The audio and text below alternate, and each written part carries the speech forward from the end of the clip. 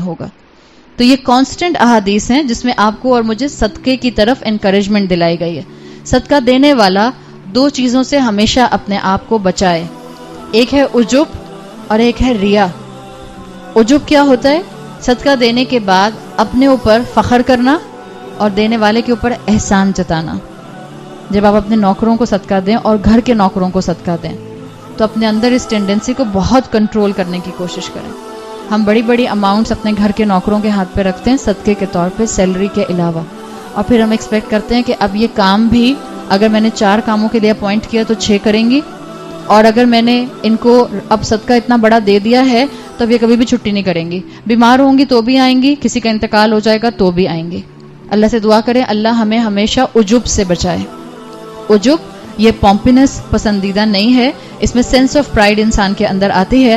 قرآن میں آتا ہے لا تبطلوا صدقاتکم بالمن والاذی، اپنے صدقے کو اپنے آپ کو بوسٹ کرنے سے ضائع مت کرو اور اپنے صدقے کو سامنے والے پر احسان جتا کر ضائع نہ کرو. تو جب دیں صرف اللہ کی خاطر دیں، اور یاد رکھیں کہ صدقہ دیتے ہوئے بہت زیادہ اس کا اظہار کرنے کی ضرورت نہیں ہوتی. ہم اس ملک میں رہتے ہیں، ہم اس دنیا میں رہتے ہیں جہاں جب صدقہ دیا جاتا ہے تو لینے والا ہاتھ اور دینے والا انسان دونوں سامنے دیکھ رہے ہوتے ہیں، کیمرہ ہوتا ہے، اور پھر جو صدقے کا چیک ہوتا ہے وہ بھی تھوڑا سائز سے بڑا ہی ہوتا ہے، اور پھر اس کے بعد وہ دکھا کر کیمرے میں دیا جاتا ہے. دس از ناٹ ایٹ آل پسندیدہ.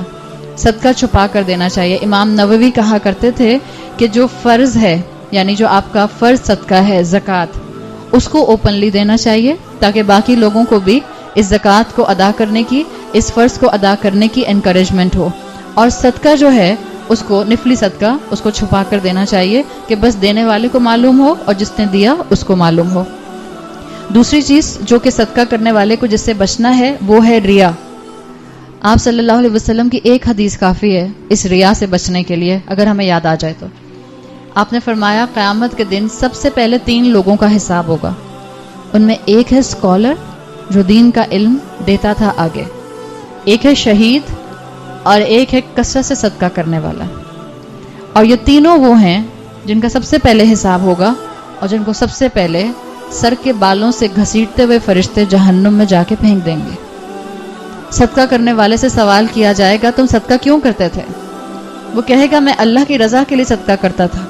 آواز آئے گی کذبت، جھوٹ بولا تم نے، تم تو اس لیے صدقہ کرتے تھے کہ تم لوگوں کے اندر بہت جنرس کہلواؤ، لوگ تمہیں دیکھیں ان کو پتہ چلے او اچھا وہ آ رہی ہیں بہت صدقہ کرتی ہیں، بڑے بڑے چیک دیتی ہیں ہمیں، بڑی ہماری آرگنائزیشن کی ہیلپ کرتی ہیں.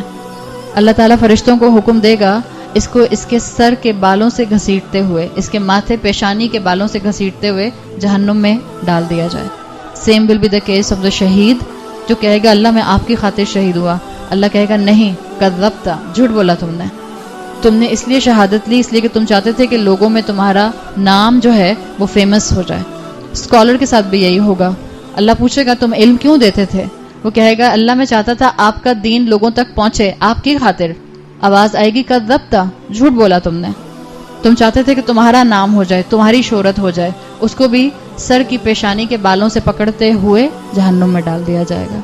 اللہ ہمیں ہر طرح کی ریا سے بچائے. آپ صلی اللہ علیہ وسلم نے ریا کو شرک اصغر کہا ہے، اور آپ کہا کرتے تھے کہ میں اپنے بعد اپنی امت میں سب سے زیادہ اس شرک اصغر سے ڈرتا ہوں. اللہ تعالی ہمیں ہر طرح کی ریا سے محفوظ رکھے. دوسری جو انٹرپریٹیشن آتی ہے کہ آپ دائیں ہاتھ سے صدقہ کریں اور بائیں ہاتھ کو پتہ نہ چلے،